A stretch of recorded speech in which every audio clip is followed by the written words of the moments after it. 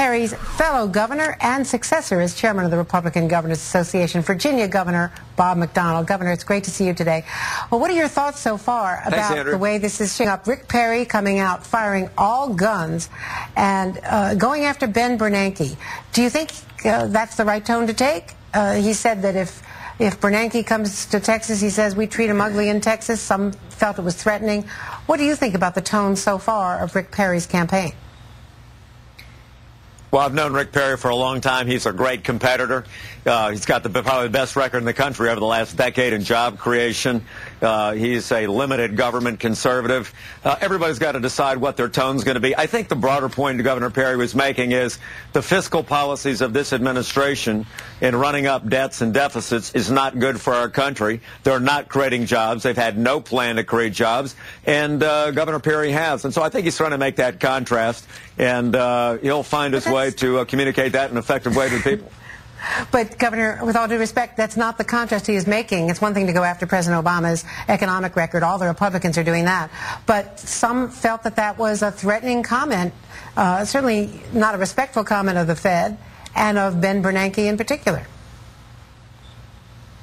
Well, I might have said it a little bit differently, but listen, Governor Perry's just brand new into the race. I know he wants to make an impact quickly, and I think focusing on the fiscal policies of this administration that have us $14 trillion in debt, heading towards over 20, and having no coherent strategy for a budget that's going to get us out of this $1.5 trillion deficit a year, I think is Governor Perry's broader point. Everybody's got to be able to focus on the issues they think are important for America, and clearly getting us out of debt is the biggest issue of this campaign.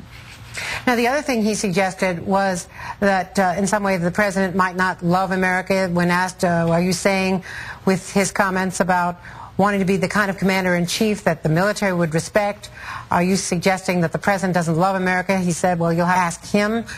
Some people took offense at that.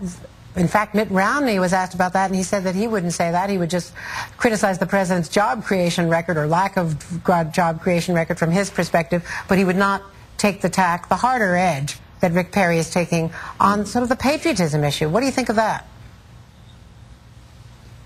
Well, I think President Obama loves America. In fact, I think he's a great American story. It's the story of the American dream, from somewhat humble beginnings to President of the United States. It's something we should all celebrate and aspire to have more of in America. What most of us disagree on our side of the aisle is that these policies of President Obama are not good for America. A 9.2% or 9.1% unemployment rate, and no coherent fiscal strategy to balance the books of America, becoming an incredible debtor nation. This is not good for our country. So what I'd like to see, and the president started talking about jobs today, it's about time, after focusing on health care and social issues and everything else. I hope he's coming up with a pro-free enterprise, pro-entrepreneurial policy, more deficit spending, but stuff that will really create jobs, like we've done in Virginia, where you got a 6% unemployment rate, and just got rated today the most business-friendly state in the nation by Polina. I mean, those are the kind of things that governors are doing in the country, and we hope the president will have a good plan that can be supported by both houses of Congress next month. Now, I know you like governors and former governors perhaps as well. Do you think it's now boiling down, with Tim Pawlenty out of the race, is it now boiling down to Mitt Romney or Rick Perry?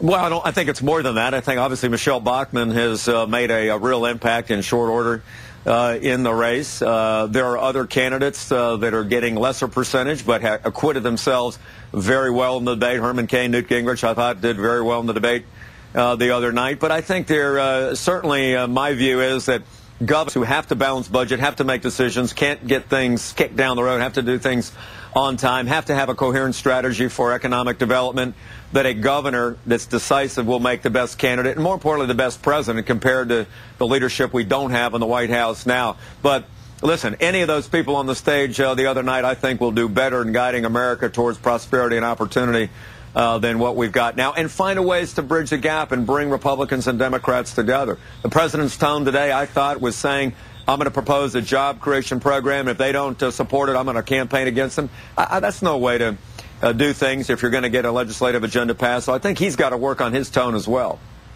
Well, speaking of that, thank you very much, Governor Bob McDonnell from Virginia.